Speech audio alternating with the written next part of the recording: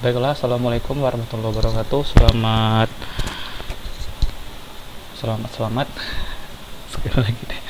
Assalamualaikum warahmatullahi wabarakatuh.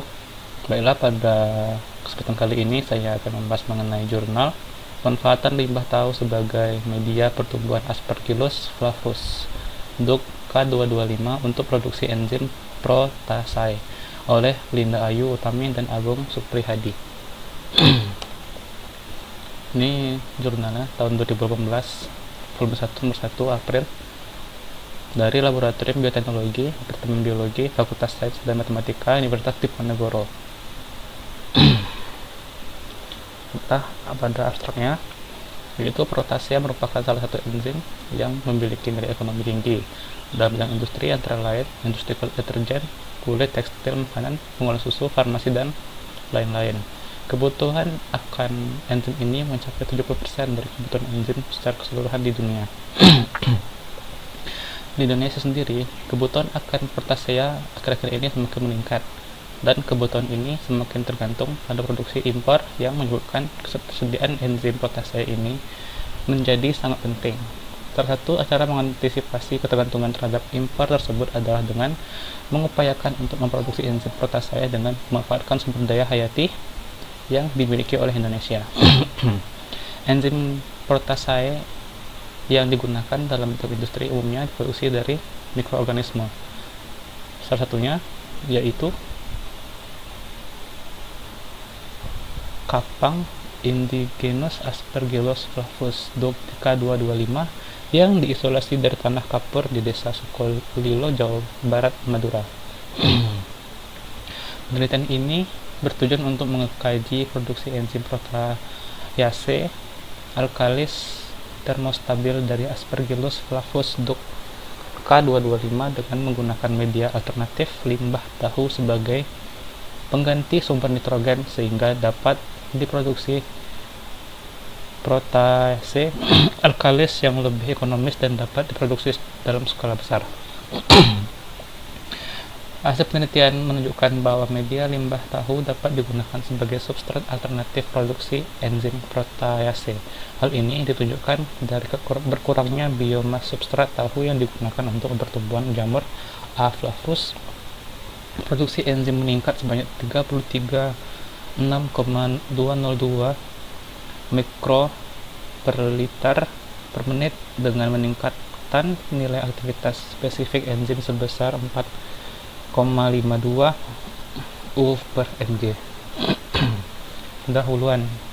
Salah satu produk bioteknologi yang menjadi primadona sekarang ini adalah enzim. Enzim merupakan biokatalis yang beragam bentuk, ukuran, sifat, dan peranan dalam sel. Berdasarkan peranan enzim dalam sel hewan, tumbuhan, dan mikroba, maka enzim berperan dalam setiap reaksi biokimia, yaitu mulai dari konversi energi, metabolisme makanan, mekanisme pertahanan sel, komunikasi antar sel, hingga konversi suatu keturunan. Karena itulah enzim mempunyai potensi bioteknologi yang tinggi dan dapat dimanfaatkan dalam berbagai bidang industri. Protase merupakan enzim yang penting yang digunakan secara luas pada aplikasi industri melalui reaksi sintesis dan reaksi hidrolisis.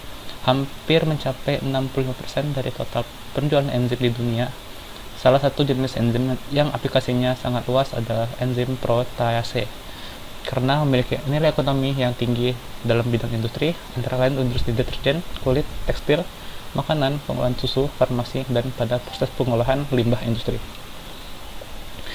Berdasarkan masalah akan tingginya kebutuhan enzim protase di Indonesia, maka penelitian bertujuan untuk melakukan produksi enzim protase alkalis yang dihasilkan oleh Aspergillus flavus Duc K225 dengan cara mengubah enzim produksi menggunakan limbah tahu yang relatif lebih murah dan mudah untuk didapatkan.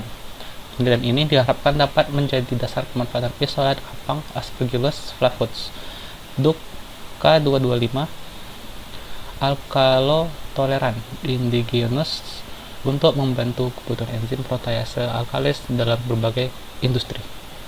Metodologinya, yang pertama adalah pembuatan larutan skim, pembuatan yang kedua inokulum, yang ketiga pembuatan media fermentasi limbah tahu, yang keempat produksi enzim, yang kelima pengukuran kadar protein dan pengukuran aktivitas enzim. Pada pembuatan skip. Pada pembuatan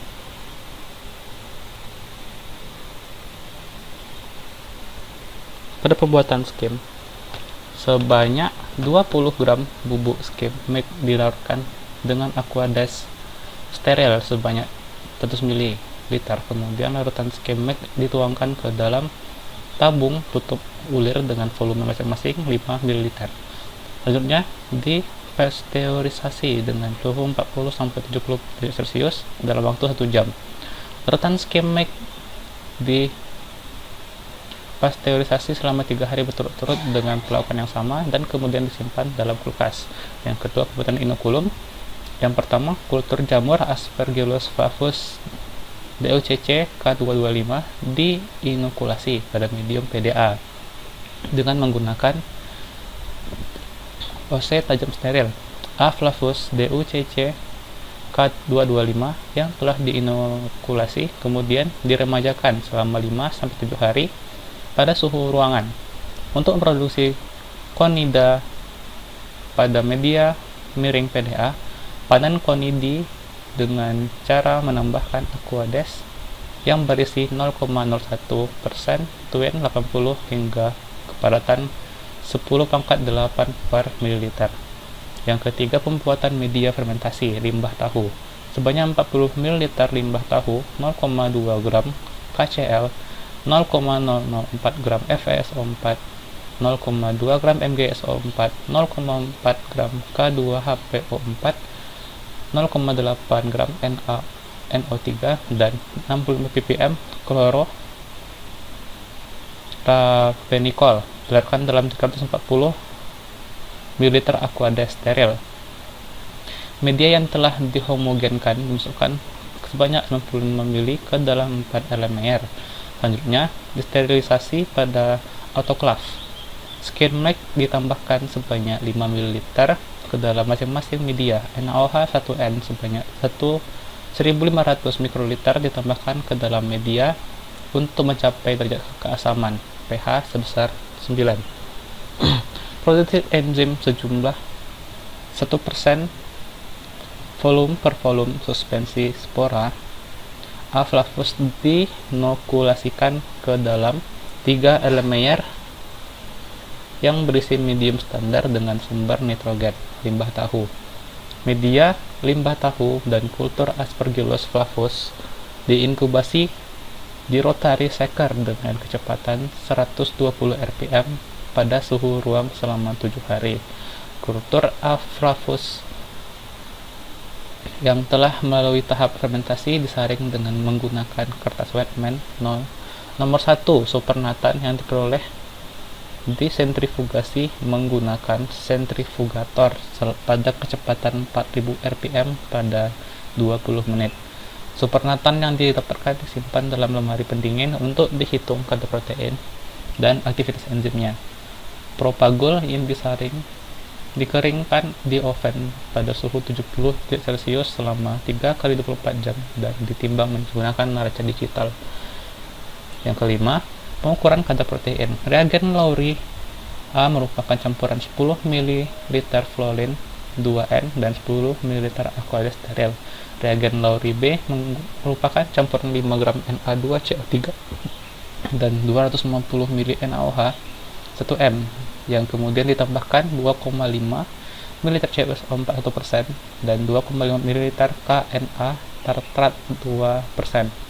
Supernatan fermentasi diinkubasi dalam inkubator pada suhu 30 derajat Celcius selama 10 menit dan sejumlah TCA ditambahkan sebanyak 3 ml.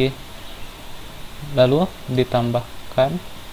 diambil 1 ml larutan tersebut ditambahkan dengan 5 ml Na2CO3, 0,4 m dan 0,5 ml fenol.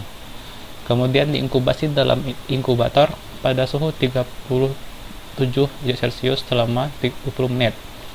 Larutan tersebut diukur aktivitas enzimnya menggunakan spektrofotometer dengan panjang gelombang 600 nanometer sebanyak 0,05 ml diencerkan dalam 4,95 ml trace HCl 0,1 m dengan pH 8,6. Sejumlah 5 ml larutan sampel tersebut ditambahkan dengan 8 ml Lowry B dan didiamkan selama 10 menit. Kemudian ditambahkan 0,5 ml Lowry A lalu didiamkan selama 20 menit. Larutan tersebut dihitung kadar proteinnya menggunakan spektrofotometer dengan panjang gelombang 600 nanometer. Yang keenam, pengukuran aktivitas enzim. Supernatan fermentasi sebanyak 0,05 ml diajarkan dalam 4,95 ml trace HCl 0,1 m dengan pH 8,6. Larutan sampel sebanyak 1 ml buffer trace HCl dengan pH 8,6. Larutan tersebut diinkubasi dengan inkubator pada suhu 30 Celcius dalam 10 menit dan kemudian ditambahkan dengan 3 ml TCA 10%. Sejumlah 1 ml larutan tersebut ditambahkan dengan 5 ml Na2CO3 dan 0,5 ml fenol, kemudian diinkubasi dalam inkubator pada suhu kamar selama 20 menit. Larutan tersebut diukur aktivitas enzimnya menggunakan spektrofotometer dengan panjang gelombang yang sama dengan pengukuran kadar protein. Hasil dan pembahasan. Tabel 1. Berdasarkan gambar 1, dapat diketahui bahwa biomassa sampel lebih rendah dari biomassa kontrol, yaitu sebesar 0,93 gram per 100 ml. Hal tersebut disebabkan karena adanya penggunaan sumber nitrogen oleh jamur Aspergillus flavus untuk pertumbuhan, sehingga semakin lama media akan berkurang. Sumber nitrogen yang akan menyebabkan pengukurannya biomassa jamur A. flavus. Menurut Susanto, bahwa di dalam limbah cair industri suatu tahu masih terdapat komponen organik yang diperlukan jamur tiram putih sebagai nutrisi pertumbuhan seperti protein dan lain-lainnya. Hal itu dapat di dalam limbah cair industri tahu tersebut juga terdapat kadar nitrogen 40% per liter yang berfungsi untuk sintesis protein. Dengan adanya komponen organik dalam limbah cair industri tahu ini, hasil pengukuran aktivitas enzim protasea menggunakan spektrofotometri dengan panjang gelombang 600 nanometer didapatkan hasil absorbansi yang dapat dilihat pada tabel yang kedua. Pada tabel 2, berdasarkan hasil perhitungan di atas, terdapat data aktivitas enzim protasea dari jamur Aspergillus flavus pada setiap sampel sebagaimana ditambahkan pada tabel 3. Hasil produksi enzim protasea dari ketiga sampel perlakukan dibandingkan dengan produksi enzim pada medium kontrol yang dapat dilihat pada gambar kedua. Berdasarkan hasil perbandingan kadar protein tersebut, dapat diketahui bahwa kadar protein yang tergantung dalam enzim pada perlakuan yang sama sebagai ketiga menunjukkan hasil yang sangat tinggi dibandingkan dengan kadar protein pada medium kontrol. Bahan-bahan yang dikandung dalam limbah industri cair tahu pada umumnya sangat tinggi. Setelah mengetahui aktivitas enzim dalam kadar protein dari ketiga sampel dengan melakukan pemberian limbah tahu pada media sebagai pengganti NaNO3 yang berperan sebagai sumber N, maka dapat diketahui aktivitas spesifiknya. Hasil aktivitas spesifik dari ketiga gambar sampel tersebut ada pada tabel yang kelima.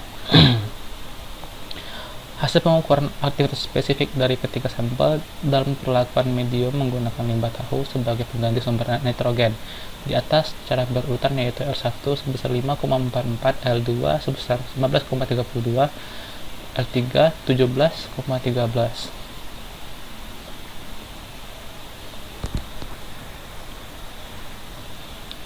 Lebih spesifik tepat pada gambar yang keempat. Baiklah, kesimpulan pada penelitian ini yaitu limbah tahu dapat digunakan sebagai media alternatif produksi enzim protease alkalis oleh jamur Aspergillus flavus. Penggantian sumber nitrogen dengan limbah tahu pada medium fermentasi dapat meningkatkan produksi protease alkalin. Produksi enzim protease alkalin meningkat selama fermentasi dengan peningkatan aktivitas spesifik yang lebih tinggi daripada kontrolnya. Sekian dan terima kasih. Assalamualaikum warahmatullahi wabarakatuh.